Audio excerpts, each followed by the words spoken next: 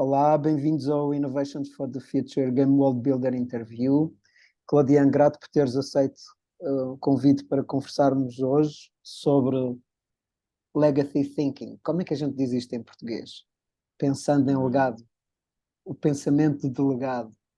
Pensamento de legado. É. Hum. Ok, Legacy Thinking. Olha, podes Obrigado, começar, Marco, pelo convite. Sim. grato, podes começar mesmo por aí, por isso. O que é que quer dizer Legacy Thinking? O que é esta forma de pensar que está aqui a trazer para cima da mesa e que tu tens estado a trabalhar nos últimos anos? Hum. Eu diria que em muito poucas palavras, é ter em cima da mesa, não é? Sempre que estamos a tomar uma ação como indivíduo, projeto, organização, comunidade, o que tu quiseres chamar-lhe, eh, o aspecto do efeito a muito largo prazo. Não é? Como é que a minha ação, as nossas ações, a ação deste projeto, desta minha organização, vai afetar, de facto, a geração futura, as gerações futuras, e a próxima geração, a duas gerações, e as 7 gerações. O que é que, de facto, estou a semear com a minha ação neste momento? Né? Um, e eu ficaria por aí. Okay?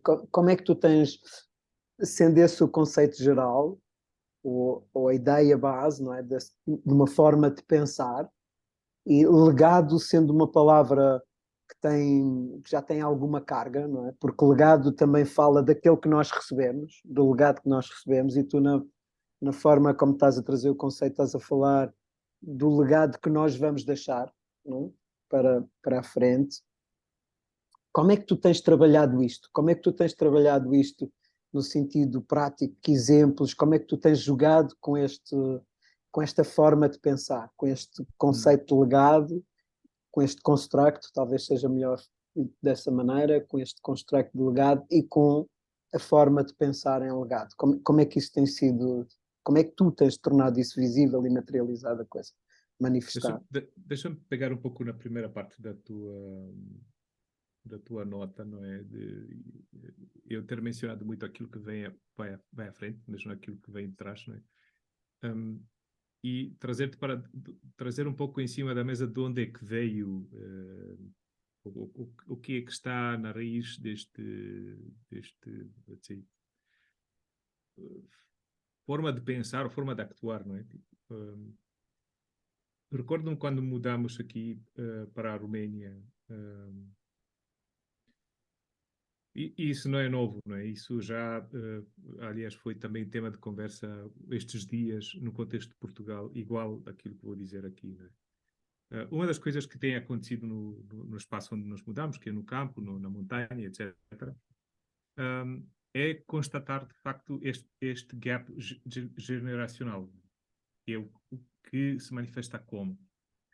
Há umas gerações, que até há presente, que já é velha e está nos seus 70, tem vindo a cuidar da terra, da floresta, não é?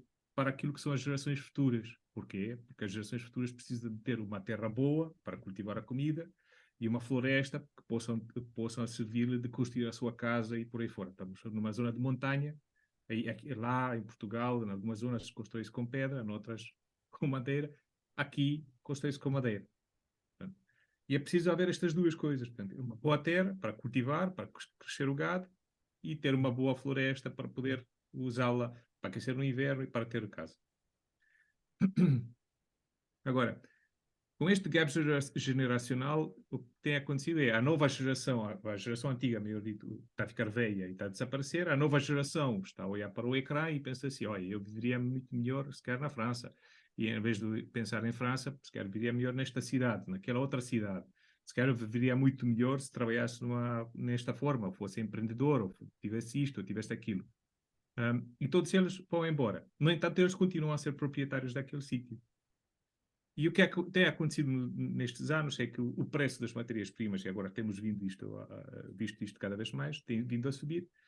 Aí vêm as propostas. Olha, deixa aquela floresta aí. Porque é que não se valoriza? E valorizá-la é, de que forma? É cortada. Não E o que tem-se visto é, e como esta geração nova não tem o interesse de guardá-la, porque não há uma outra geração a vir atrás deles, a viver naquele sítio, todos vão viver noutro lugar, é óbvio que não vão se constituir em guardiões, stewards daquela coisa, não vão precisar de guardar aquilo. Porquê? Porque não vai haver um human a trabalhar ou viver naquele espaço. Então, aquele valor individual para ele, para o indivíduo, deixou de ser algo que necessita de ser cuidado. O que é preciso ser cuidado é outra casa, outro lugar, outro sítio, outro trabalho, outra terra, outro espaço. E este gap fez com que, de facto, ter o efeito que estamos a vê-lo hoje em dia aqui, já há alguns anos, não é? Aqui na Romênia, mas também estamos a vê-lo no contexto de Portugal. E por isso é que foi tema estava a dizer, de conversas esta semana, no mesmo tom, não é? Tipo, como de facto guarda legado. Pronto, onde quero chegar é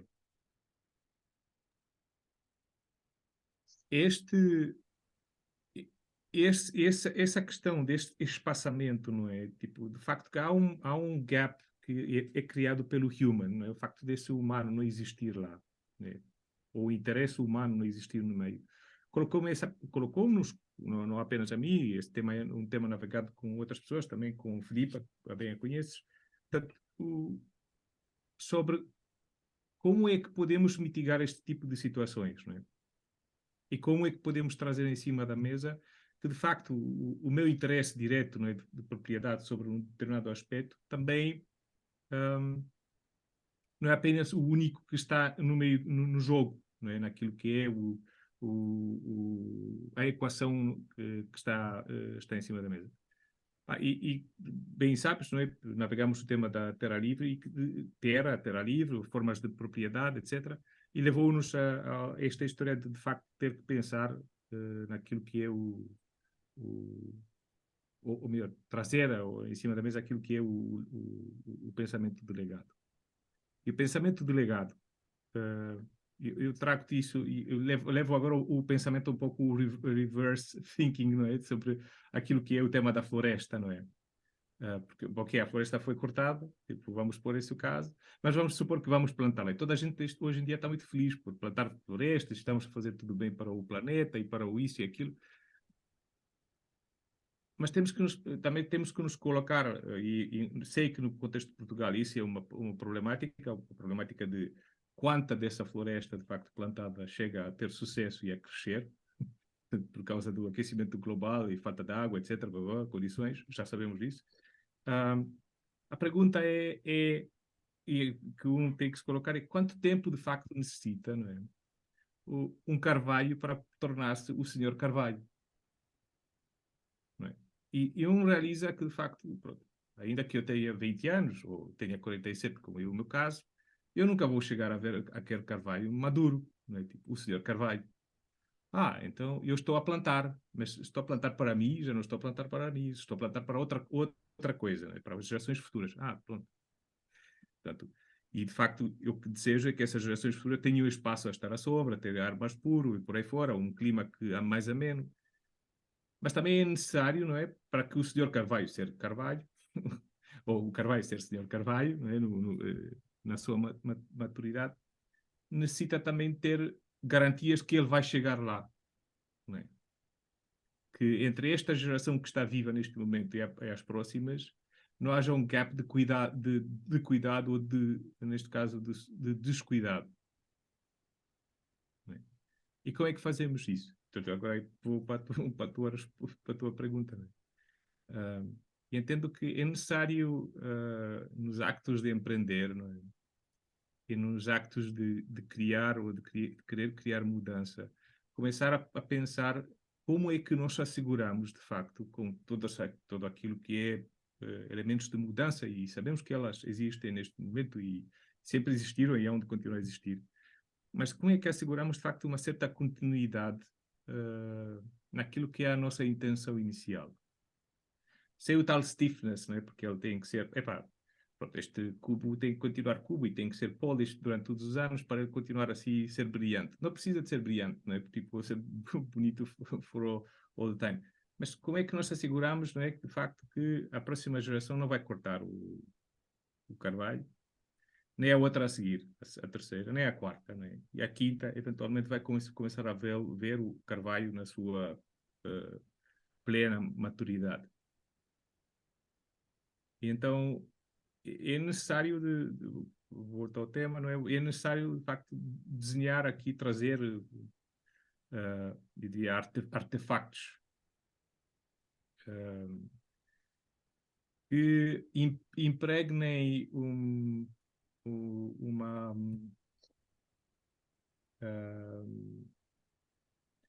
vamos dizer, uma gravidade temporal, não é? Tipo, um peso naquilo que é o movimento no tempo, daquilo que é esta intenção inicial. Garantias nunca vai haver a garantia que as gerações futuras não vão cortá-la, não é? Tipo, sabemos lá o que é que acontece daqui a 5 gerações, não é? Se pensarmos a distância da geração do homem ir à Lua, ou 5 gerações atrás, não sei onde é que chegaríamos, tipo, seria muito antes da Revolução Francesa, ou algo assim, não é? It's a big gap, não é? Mas isso não impediu, se pensarmos também dessa forma, e tu trazes muitas vezes esse exemplo, não é? Isso não impediu na história da humanidade construirmos, de facto, artefactos transgeneracionais. O caso é as catedrais, e da mesma forma são as cidades. Entendo que nós não estamos aqui a trazer nada de novo daquilo que tenhamos feito eventualmente no passado, como humanidade. Aliás, quando estou a falar do legacy thinking, não há nada aqui de novo. Eventual, há uma intencionalidade consciente, sobretudo no mundo que tem sido marcado pelo imediatismo, pela ação imediata. O facto de ser empreendedor hoje em dia, de ser isto e aquilo, de quero ser milionário já, para não falar de toda a dinâmica do fast food e do consumir, da forma de consumir, da forma de estar, posso dizer que há uma certa dinâmica que vai estar a contrariar isso, mas é isso que nos trouxe a este momento na história. Não é?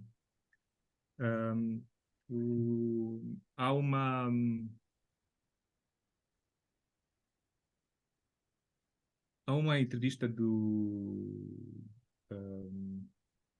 Bezos, né, o fundador da Amazon, e ele veio dizer o seguinte, não é? Que ele detém os 16% da Amazon, são não sei quantos trilhões a valorização da Amazon, não sei os números. E ele disse isso, portanto, o que nós fizemos é criar, portanto, o resto do capital está espalhado, né? Tipo, há outros owners sobre aquela coisa. E ele disse, o que na realidade criamos foi valor para outros. Né? Portanto, eu fiquei com o 16, tipo, aquela coisa pequenina, o resto está espalhado por outros lados, outros ficaram ricos juntos com esta coisa que nós criamos. A pergunta é qual foi a intencionalidade? Tipo, foi de facto criar esse valor para muitos, primeiro, né? Tipo, tem a ver com o dinâmica dos comuns. E ao mesmo tempo qual é esse vamos estender esse pensamento a muito largo prazo. Qual é a visão a muito largo prazo, né? Desta dinâmica, não é? De empreender a essa dimensão, não é? Tipo, de trilhões. Portanto, não é ou milhões de milhões, nem sei como é que é em português exatamente quando dizes trilhões. Trillions. Isso não é billions, é trillions. Isso é milhões de milhões, não é? Tipo, é isso. Milhões de bilhões, bilhões. Pronto, whatever, isso. É um pouco isso. A tua pergunta era como é que tenho brincado com esse tema. Eu escuto, tu tens aí dois elementos importantes, não é? Portanto, a grande pergunta que está por trás é qual é o legado da tua ação, como é que a ação que tu estás a fazer hoje está a influenciar as próximas gerações e como é que tu queres fazer isso intencionalmente, que tipo de legado tu queres deixar, e que isto tem duas vertentes. Tem uma vertente de saber essa dimensão do legado que eu estou a receber, como tu estavas a dar aí o exemplo, não é? Esses gaps geracionais e como é que eu vou, de alguma forma, atuar sobre isso para corrigir os gaps e garantir que há uma continuidade no cuidado de um determinado bem comum, e estavas a falar da floresta ou da terra, não é? Temos ir para os oceanos e para outros contextos, e uma segunda dimensão quer dizer assim, ok, então, uma vez que eu estou neste momento, como é que eu começo a pensar, sai fora do ciclo de pensamento de curto prazo e começo a pensar a muito, muito longo prazo, a várias gerações de distância para criar qualquer coisa, e estavas a dar o exemplo do carvalho, não é? Que só ao fim de algumas gerações é que ele está maduro, portanto, que ele está, que é uma árvore plena e que se pode usufruir de tudo aquilo que ela traz no contexto de uma floresta ou do sítio onde ela está, não é? E são os elementos que estão aqui determinantes, não é? Nesta forma de pensar. Estou a escutar bem, Cláudia? Estás a escutar bem. É isso. Então, como é que... Deixo nota que são quase 10 da noite onde estou. Portanto, se isto não está muito bem articulado, é por alguma razão. Portanto, continua lá. Sim, então, como é que tu tens estado a brincar com isto, não é? Como é que tu tens estado a brincar? Onde é que tu tens experimentado? Como é que tu tens posto esta forma de pensar em legado nos diferentes constructs, nos diferentes desenhos que tu tens feito um pouco por todo o lado, não é? Eu diria na Roménia, em Portugal, mais recentemente no Brasil, não é? Como é que tu tens feito isso? Aonde e de que maneira? Mas acho que um tema que eu olhando um pouco para trás, sempre preocupou-me um pouco em que medida, de facto, a ação que estou a colocar em movimento neste momento tem permanência no tempo, ou tem maior impacto. Portanto, o tema do impacto é um tema que estamos a falar, não é? Tipo, estamos no common denominator. Toda a gente fala, né? Impacto disto, impacto daquilo. Toda a gente está agora no impacto. Mas isso foi assunto que foi falado entre nós, inclusive no contexto da João Sem Medo, não é? Como impregnar o tema da mudança, não é? Tipo, portanto, estamos a falar de impactar uma série de gente para que depois criar aquilo que é um movimento, não é? Que afecte algo maior, não é? Em relação a outros temas e outros projetos no qual tive ou estou ainda metido, portanto, aquilo que achei sempre que há algo, não é? Tipo, e naveguei pelo tema da educação, como já sabes, com o assunto do Rise Education, a olhar para temas e construções de programas educacionais ou de transformação, justamente pelo mesmo tema, porque achava que a educação é de facto aquela que pode impregnar maior mudança e mais sustentada a largo prazo. Não é? Porque há uma mudança de facto societal na forma de pensar, não é? Impregnar, pode ser impregnada, ajudada a ser impregnada, porque na verdade não é o educador, não é o facilitador que impregna isso. Ele vem apenas guiar ou trazer os instrumentos adequados para a pessoa que quer ou está disposta naquele momento de, uh, de, uh,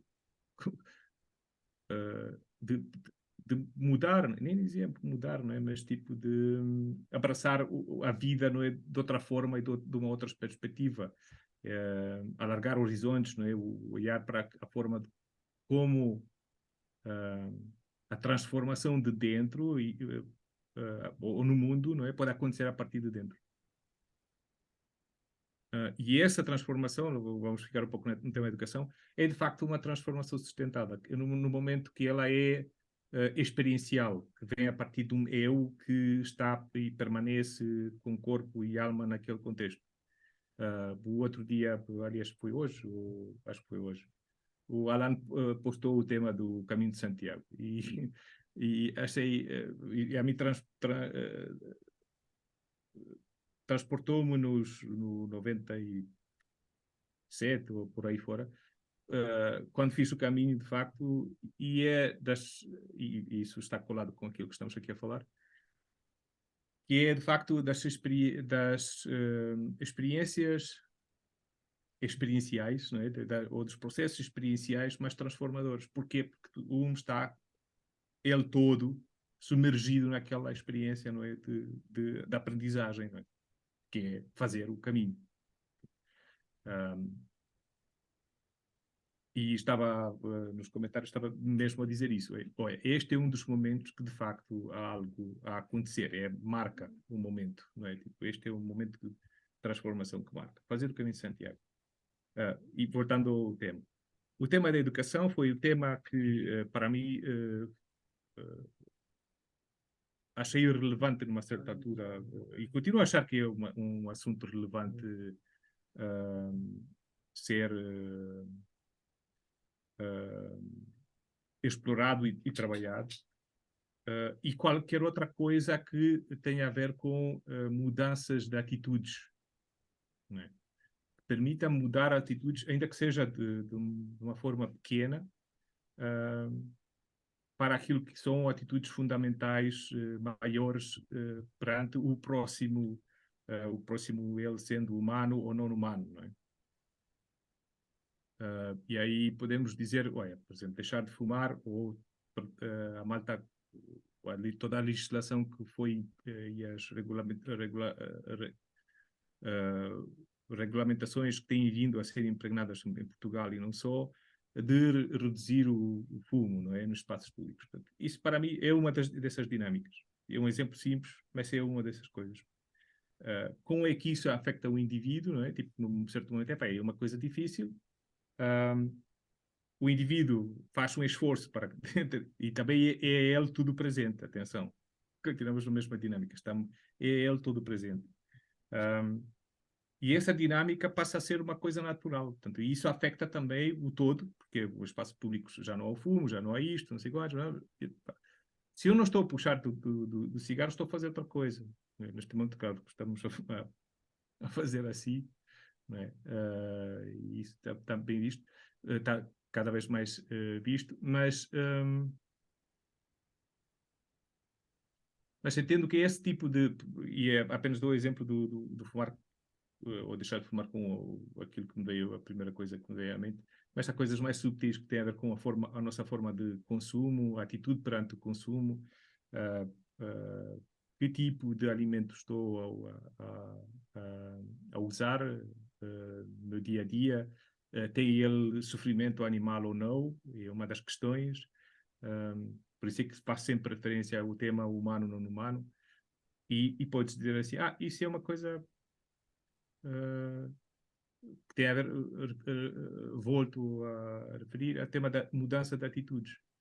Uma atitude pequena, não é? Tipo, aparentemente, pronto, vou eliminar o peixe ou a carne do meu prato, ou pôr mais facilmente o sofrimento do animal, que é um pouco mais largo do que isso, do meu prato.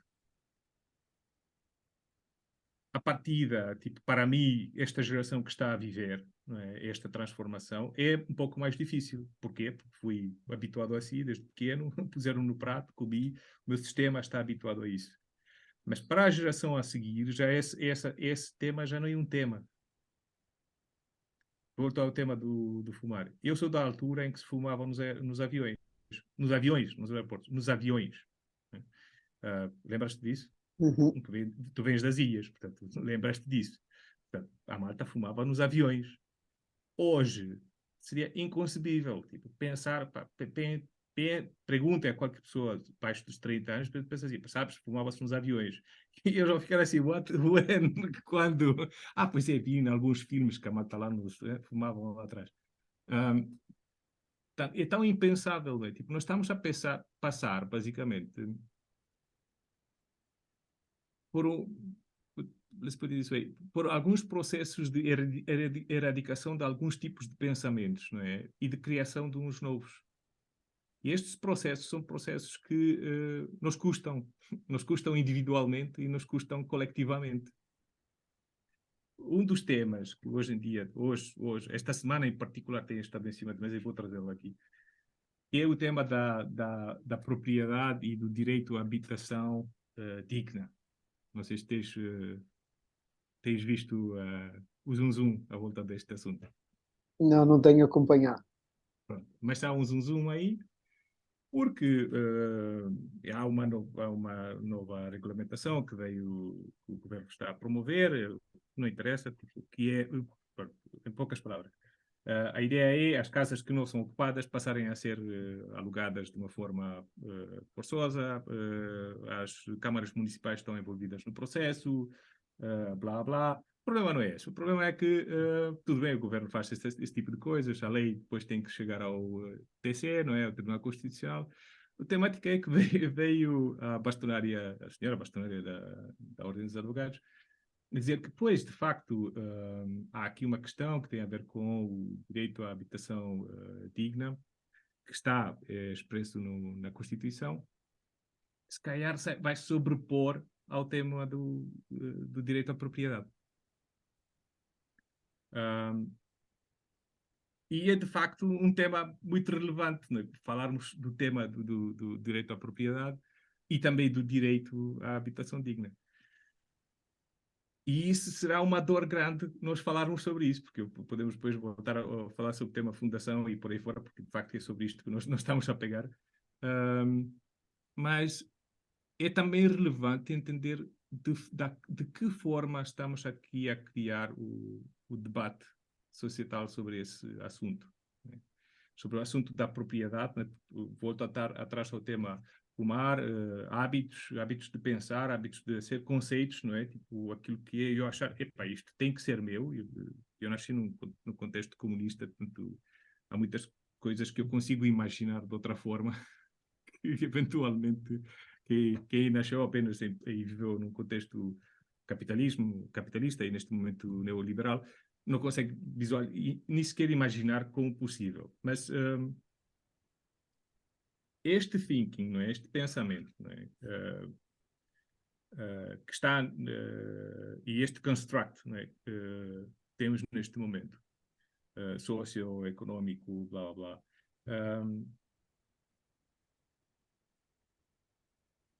para ele ser suplantado, não é? Com qualquer outra coisa, não é? Terá que ser feito terá que ser feito com aquilo que é diria eu, através da inception daquilo que é novas formas de pensar. Teremos que erradicar esta forma de pensar e teremos que normalizar outras formas de pensar. E este processo será demorado e ao mesmo tempo doloroso. Já trouxe o exemplo de deixar de fumar ou deixar de comer carne.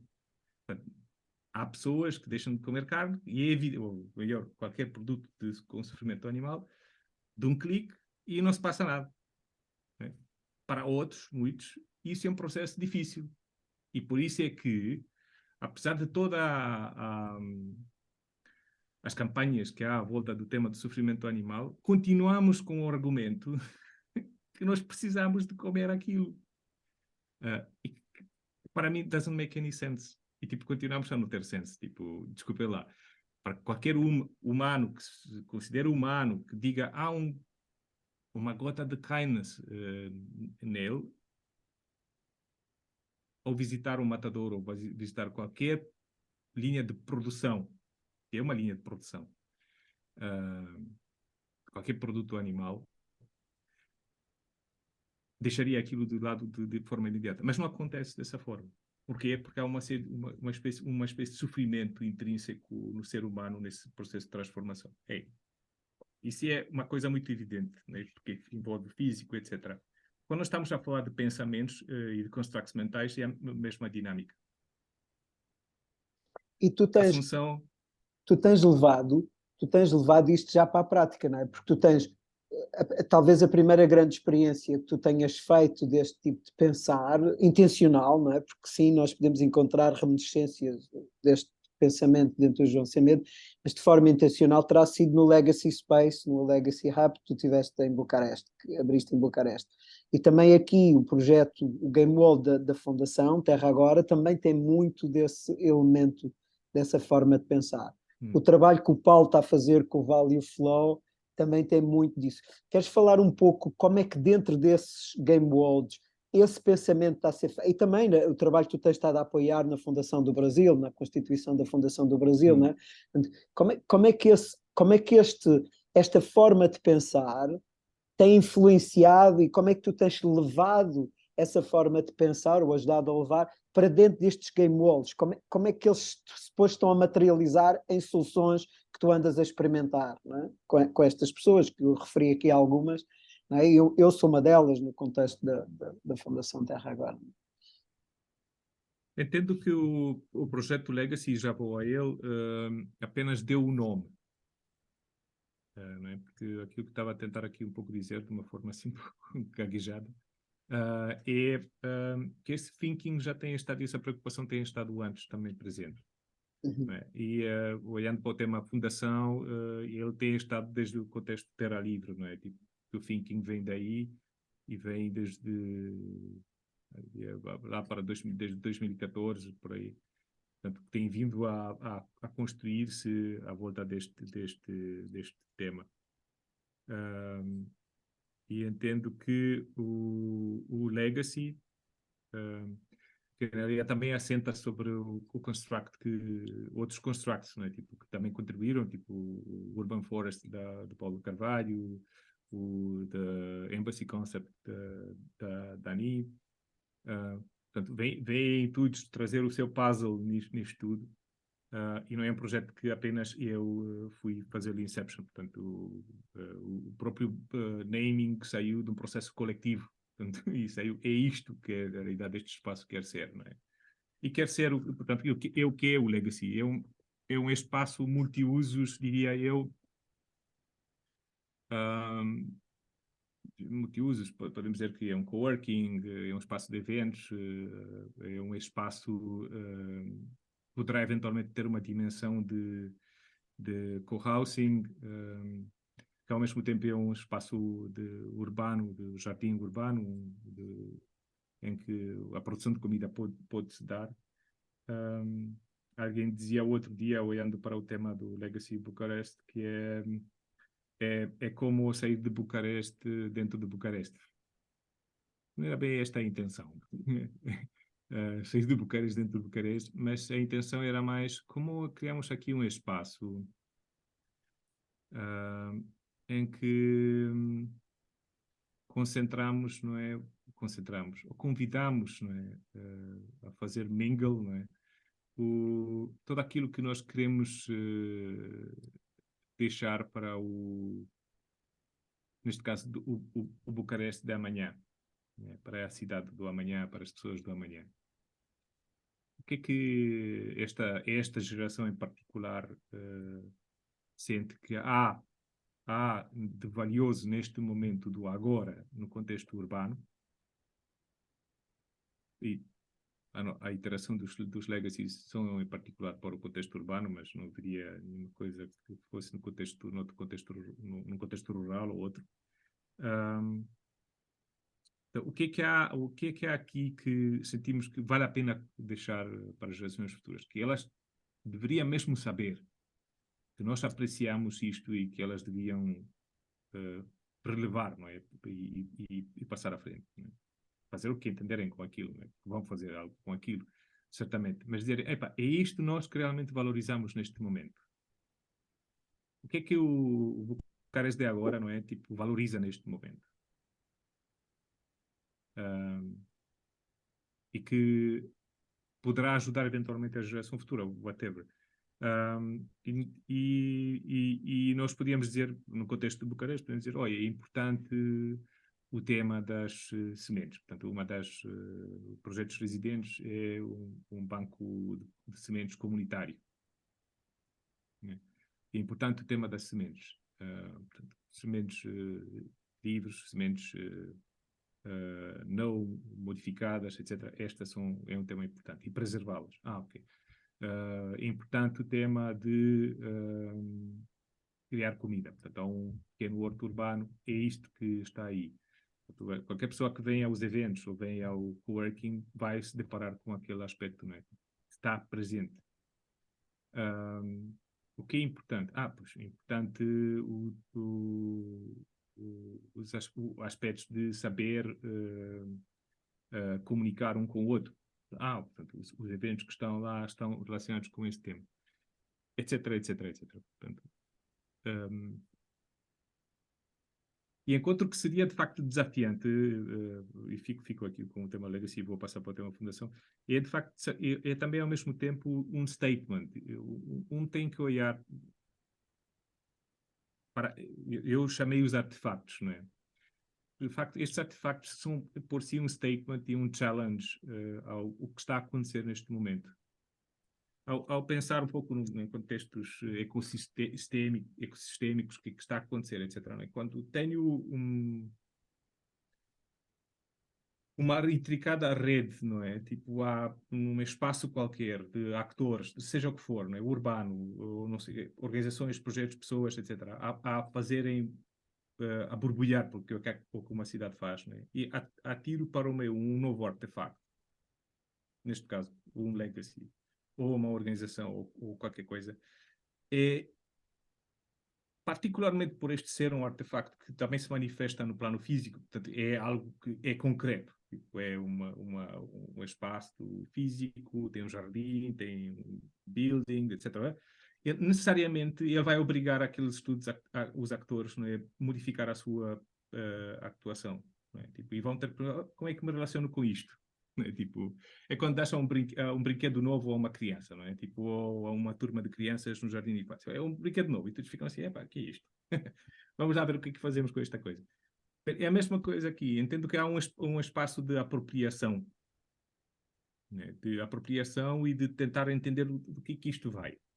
E há um diálogo mútuo entre aquilo que é a própria identidade que o espaço vai ganhar, não é? Neste caso o legacy, não é? O que isto é, o que ele quer ser, apesar da intenção inicial, e aquilo que as próprias pessoas, a própria cidade vai fazer dele, não é? Desse espaço. Portanto, é um vai e vem, não é? Tipo, de transformativo, não é? Tipo um pulsar aí que acontece. Isso é válido para qualquer projeto, para mim, que tem esta nota. E levo para o tema fundação, porque o tema fundação é igual. Entendo que o tema fundação faz a mesma coisa. E o que é o tema fundação? O tema fundação prende-se justamente, voltamos ao tema Carvalho, e X gerações, como é que fazemos com o Carvalho seja o Senhor Carvalho? É preciso um veículo transgeneracional que assegure essa coisa. O que é que pode assegurar isso? Depois diz, portanto, posso criar uma empresa, posso criar uma associação, posso criar uma cooperativa. Sim, todas elas são condicionadas pelo lifespan da vida humana, que são os stakeholders daquela coisa. E o único veículo que é transgeneracional e não está condicionado pelo lifespan das pessoas que estão à frente, mas pelos seus estatutos diretamente e forçosamente, é a Fundação. E nesse contexto, temos vindo a trabalhar juntos há 3 anos, um de anos, em estabelecer esta fundação em Portugal, a Fundação Terra Ágora. Quem quiser saber mais, www.terra-agora.org. Justamente para servir de veículo transgeneracional para qualquer processo de conservação e regeneração da terra no contexto de Portugal. O foco é esse mesmo, é Portugal. O mesmo trabalho está a ser desenvolvido na Roménia, com uma réplica com base nos estatutos que fomos co-criando durante esses anos em Portugal. E está num estado muito avançado o mesmo tema no contexto da Amazônia e no Brasil.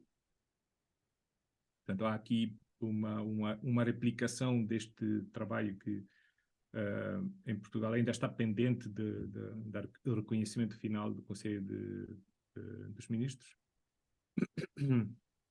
que esperemos que chegue até o mês que vem, digo eu. Fingers crossed. E essa replicação, ao meu ver, independentemente da replicação, o que deixo nota de facto que o que tenho notado,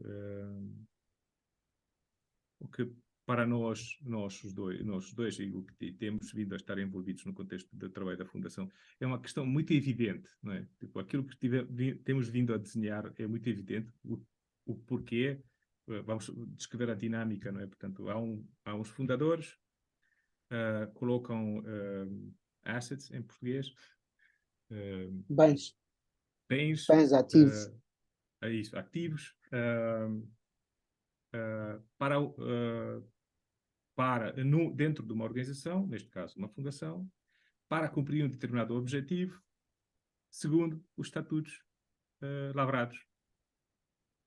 E, para tal, nomeia uns órgãos de governança para cuidar dessa coisa.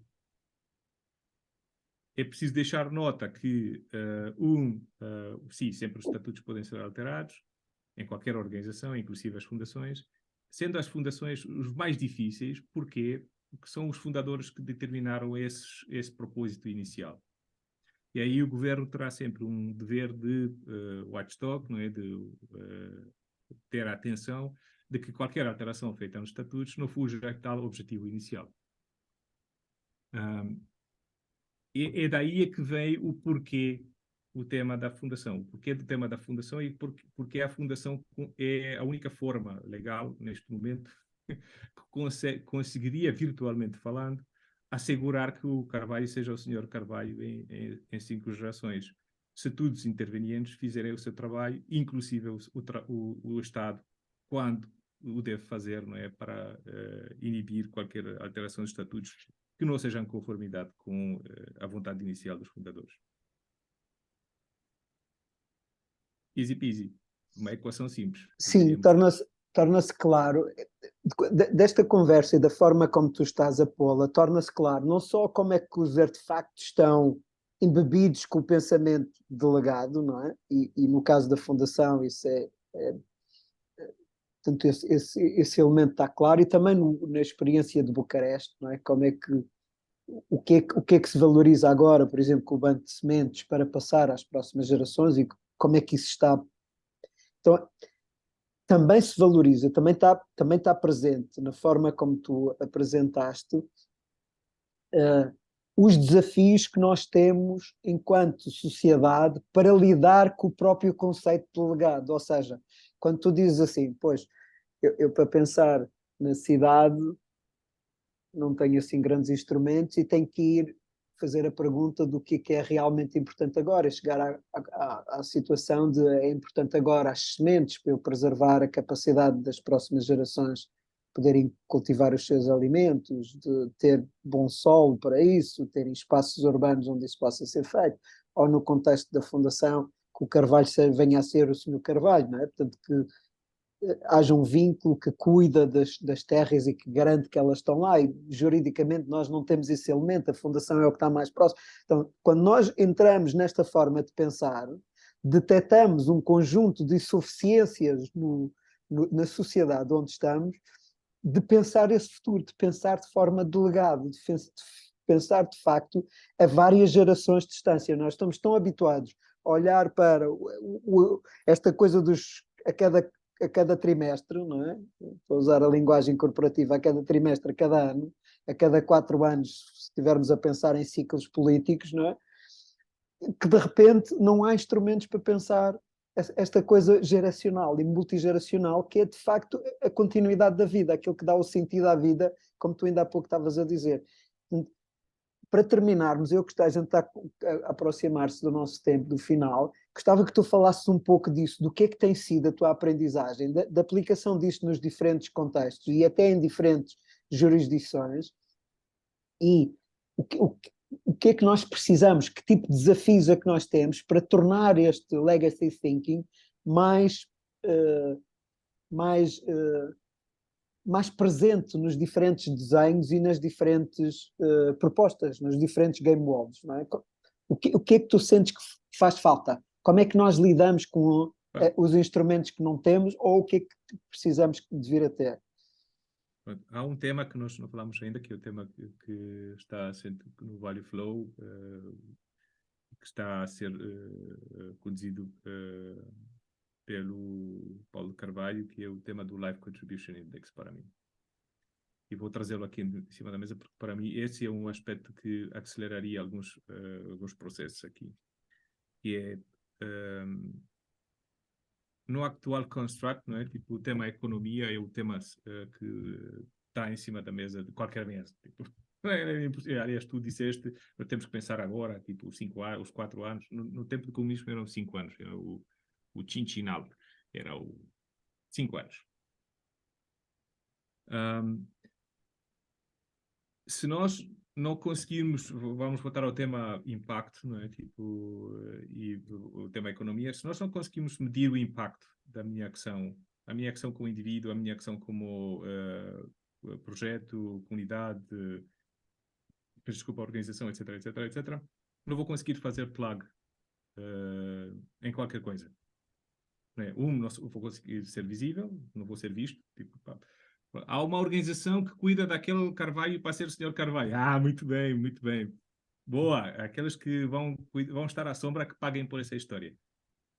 Estamos claros? Portanto, não há uma forma. Se nós não estamos a valorizar isso, se isso não se torna é algo visível, não estamos a fazer nada. Portanto, aí há um valor naquilo que estamos a navegar no contexto Value Flow, que é tentar fazer aqui um pilot que permita essa visualização. E isso atrair aquilo que é a capacidade da escalabilidade deste tipo de processos. Sem a escalabilidade, este não vai chegar a lado nenhum, vai continuar a ser um nicho. Né? E estamos aqui a brincar, vamos fazer uma pequena experiência. E volto ao tema da navegação, porque da medição, que eu entendo que ainda não estamos a medir coisa nenhuma. Portanto, em lado nenhum. Tipo, não é apenas o indivíduo, não é, que cuida do Sr. Carvalho para ser o Sr. Carvalho, mas da mesma forma que não estamos a medir as indústrias da forma de vida. E vou dar-te um exemplo, entendo que ainda não estamos lá, vou dar-te um exemplo que para mim é o exemplo.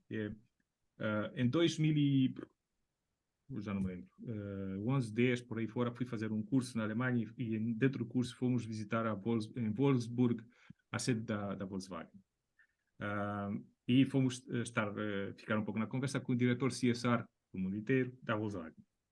E no curso havia gente da Greenpeace, 30 e tal cursantes do mundo inteiro, a virem lá. Epá, agora é que vamos falar aqui com o senhor da Volkswagen e apontar-lhe o dedo. Porquê que a Volkswagen está a fazer carros maiores, a consumir mais, a poluir mais do que carros mais pequenos, a consumir menos, e etc, etc. E a resposta foi logo, tipo, de facto, é o consumidor pede. Mas houve um aspecto que este senhor trouxe em cima da mesa que a mim mexeu um pouco com o meu sistema mental, porque é muito fácil apontar o dedo, não é, para um poluidor, não é, tipo, para que supostamente tem uma responsabilidade perante o ambiente.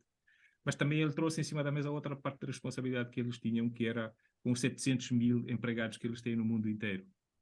E foram os empregados, depois trazer os não sei quantos milhares de fornecedores, as respectivas famílias, e então pode chegar assim, grosso modo, que eles diretamente influenciam a vida a 3 milhões de pessoas. Portanto, só estamos a falar de pessoas, não é? Tipo, só humans. Aí tu ficas assim, epá, pois de facto, tipo, e então a tua mente já não consegue de facto processar um pouco muito bem o que é que quer dizer quando tomas decisões de uma certa forma ou de outra forma a esse level. Onde quero chegar com isso? Há dimensões, de facto, para as organizações, inclusive as petrolíferas ou o que for, que estão neste momento a actuar no mundo, que nós não estamos a medir, né? E estamos apenas a ver a outra parte. E estamos a dizer o mesmo. Vocês emitem, então é preciso fazer qualquer coisa. Tipo, não podem emitir tanto, certificados de carbono, não sei quantos. E é o tal pensamento linear, não é? Que é, pronto, se vou emitir, então vou plantar árvores, portanto, não estou a plantar árvores, eu compro certificados de carbono, pronto, já neutralizei a coisa, continuo a fazer a história. E nós estamos a medir, dentro da sua própria complexidade, do que o projeto é, a organização é, a empresa é, o seu impacto. E essa complexidade de efeito a curto, médio e muito largo prazo, positivos e negativos, nos seus diferentes aspectos, terão que ser medidos. E entendo que essa é a dificuldade que nós temos neste momento. E vou resumir com isto, que é o pensamento que é dual em todos os aspectos. Né? Tipo, é dual no aspecto de cá, isto é bom, isto é mal, emitiu carbono, agora vamos fazer aquilo, como este cara, agora deixa de comer carne, e por aí fora, blá, blá, blá. Enquanto nós temos que começar a evoluir individualmente e coletivamente para um pensamento que é muito mais complexo, não é? Tipo, let's say, plurifacetado, que há de facto aqui uma série de fios, não é, que nos ligam, não apenas nós uns aos outros entre os humanos, mas como os não humanos que vivem neste momento, ou humanos e não humanos, que vivem neste momento e que hão de viver no futuro neste planeta. Né? E então, ao fazer esse shift, trará também essa dimensão de começar a entender para além daquilo que é a minha ação imediata e estar atento para além daquilo que é a minha ação imediata, a minha como indivíduo, a minha como projeto, a minha como organização. Grato, colega. Espero em breve ter aqui também o Paulo para nos falar um pouco do Valley Flow e dos projetos que ele anda a desenvolver, entre eles o Índice. Espero também um dia destes a gente ter a fundação aqui, já aprovada, já devidamente aprovada também. E aí penso que a Filipa será a pessoa certa, porque ela também faz essa ponte com a Terra Livre e o que foi a gênese da Terra Livre neste contexto. E gostei desta conversa, ela trouxe-me aqui alguns elementos interessantes, porque tu tens uma abrangência maior e há um pensamento que tu tens levado e tens aplicado em diferentes contextos, que não só aqui, onde eu estou a trabalhar contigo na Terra agora. Eu sei que tu e o Paulo estão a escrever um memorando, White paper. um white paper sobre o Legacy Thinking. Não sei se isso já é publicável, se já há um link que mesmo em modo draft se possa publicar anexo a esta entrevista. Se assim, manda. Ainda não, mas estará em breve no the-legacy.life. Eu vou pôr esse lá, vou pôr esse link lá nos links na descrição aqui da gravação. E grato pela reflexão, por teres vindo, por teres aceito. Eu sei que já é tarde aí na Roménia, teres aceito fazer esta conversa já fora de horas e de pôr este conceito a circular. Eu penso que é muito importante que no contexto do Innovations for the Future a gente comece de facto a se relacionar em torno desta ideia de legado e do que isso significa, porque vejo que muitos de nós já estão a trabalhar nessa direção e não têm nada que ligue, que junte e que nos junte nesse contexto. Portanto, para mim, esta forma de pensar é uma daquelas que pode contribuir a nós estarmos juntos e está diretamente relacionada com uma prática, uma escola que ambos somos treinados em, que é do desenvolvimento regenerativo. Portanto, para mim está totalmente alinhado, tem a ver com essa, digamos que uma forma de dar instanciação ao legacy thinking, que é seguir a prática do desenvolvimento regenerativo que a Regénesis nos trouxe. Não é? Então, está aqui essas portas abertas, está aqui qualquer coisa que, para mim, na minha concepção, é preciso pôr a rodar, e eu manifesto gratidão a ti e ao Paulo por estarem a cuidar deste tema para todos nós. Obrigado, Marco, pelo convite, foi um prazer. Desculpa pelo gaguejar, já são 10h30 aqui. Grato, Cláudio. Obrigado.